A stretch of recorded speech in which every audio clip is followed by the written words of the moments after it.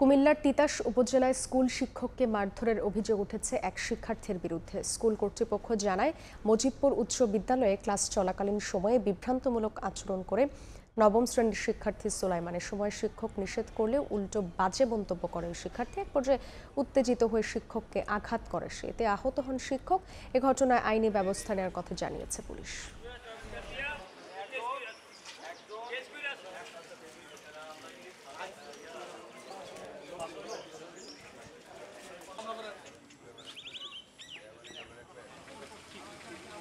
একটা টিচারকে এইভাবে অপমান করেছে সব ছাত্রদের সামনে একটা ছেলে, তো সুতরাং আমরা এটা মেনে নিতে পারি না। তাৎক্ষণিক পরিস্থিতি নিয়ন্ত্রণের জন্য ওই ছাত্রকে আমরা হেফাজতে নিয়ে থানায় নিয়ে আসি। বর্ণিত ঘটনায় উপজেলা মাধ্যমিক শিক্ষা কর্মকর্তা, প্রবেশন কর্মকর্তা অন্যান্যদের সাথে আলোচনা করে প্রয়োজনীয় ব্যবস্থা নেওয়া হচ্ছে।